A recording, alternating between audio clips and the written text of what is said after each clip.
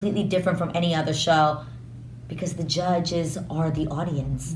Again, celebrate diversity, and for a network that celebrates diversity, and for March 1st, it's happening.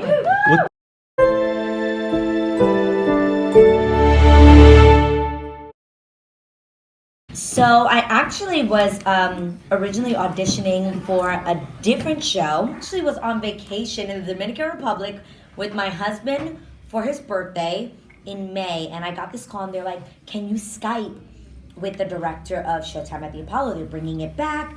But I'm not gonna lie, I was like, oh my, I was more excited that Showtime at the Apollo was coming back more than that I was gonna talk to the director of it.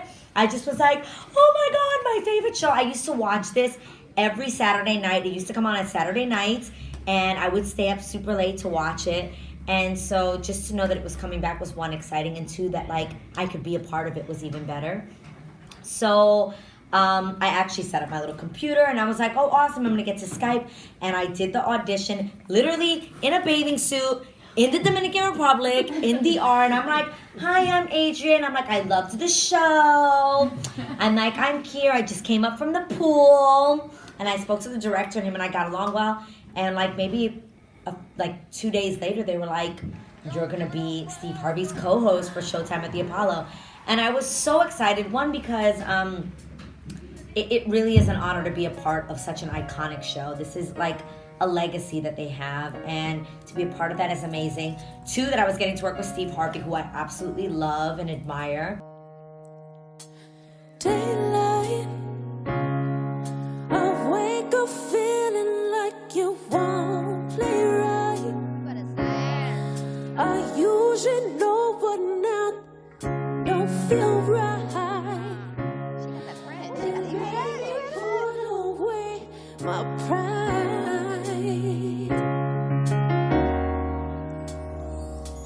If you want it, you could have it.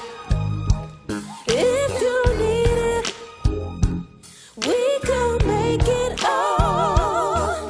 If you want it, you could have it.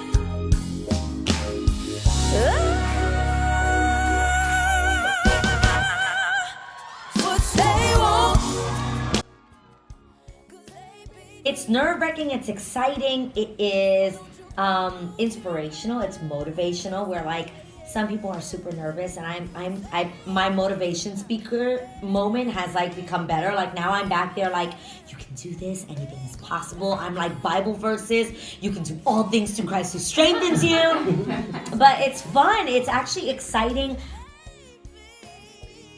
I remember being a little girl performing at the Apollo Theater myself for the first time. I performed there when I was 14 years old for the first time with 3LW.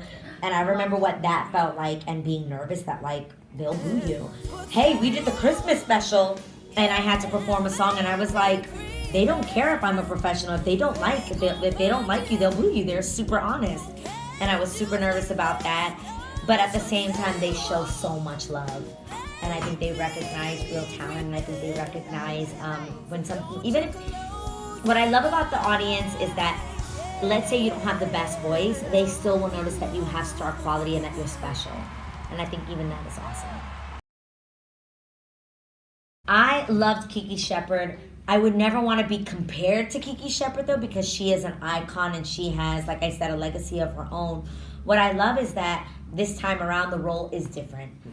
It's very different in the way that I actually don't introduce the acts. Steve introduced the acts. I'm more so backstage with acts, finding out what's your story, where do you come from, why are you here, what's your passion, what makes you want to sing, what makes you want to be a comic, what brought you to this point, why does the Apollo Theater mean so much to you? And I think finding out those stories makes the show altogether that much more special, because now you're not just watching random, fulana de tal sing a song.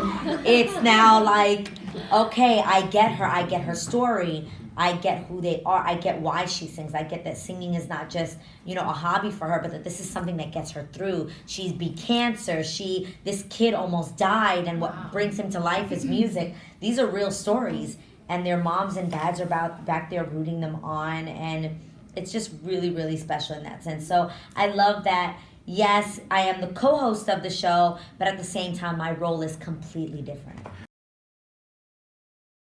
I don't think it's pressure. I think that that's real life. I think even if you're not on television, you know, if you are working with, I think every single day everybody has a job to be an example to the next person.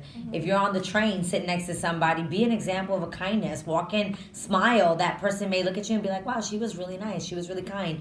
There was a pregnant lady. She stood up and gave her seat. So I think we put too much pressure on, like, oh, you're on TV. Every single one of us has a job to be an example and a role model every single day. It's not just those that are on television. And I recognize that. At the same time, I don't put the pressure on myself to be perfect, because I actually think that there's a lesson to be learned in my imperfection and the things that I've done. And I've done a ton wrong. You know what I mean? Like, there are sometimes even outfits that I look back and I'm like, girl, what were you wearing? that I'm even like, that was scandalous. Why did I have that on? And I look back at that and I'm like, I pray that there's a lesson to be learned, that it's okay to evolve. It's okay maybe not to dress that way anymore. It's okay to decide you want to be different. It's okay that if I woke up tomorrow and was like, that's not who I want to be anymore. I want to be better than who I was yesterday, to continue to evolve and get better and grow.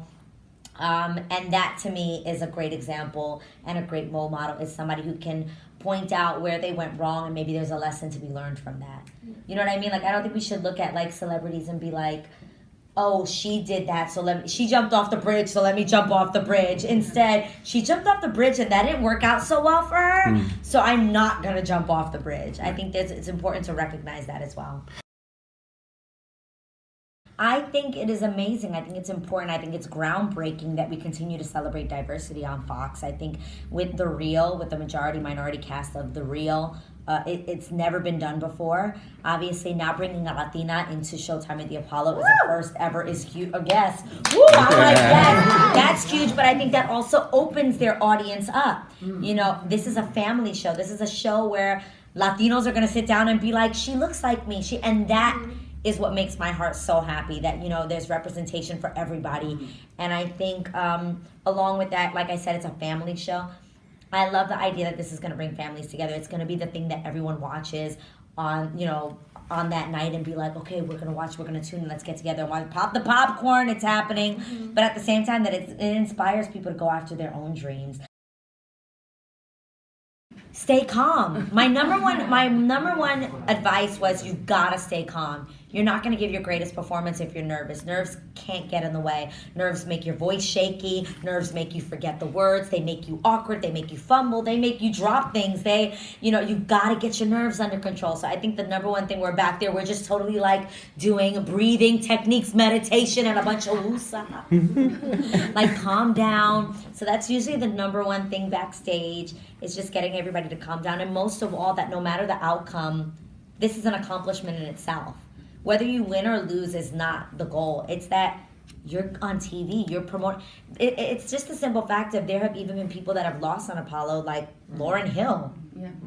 But the exposure is so huge that win or lose, you're winning. Someone saw you. Maybe this audience, I think even the audience sometimes is in shock. I think, I can say this part. We actually had an Asian artist who got up there, and I'm not gonna lie, I was concerned.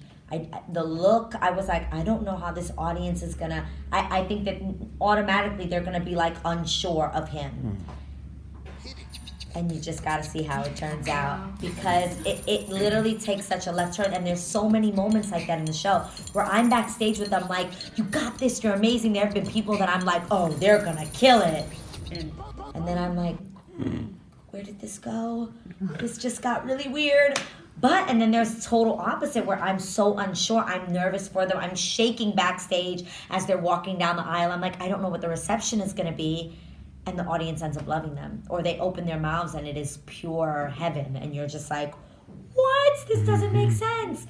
And it's awesome. It's those moments that make the show really special. It's the shock, it's the surprise, it's the reaction that just makes it awesome. Welcome to Showtime at the Apollo, everybody.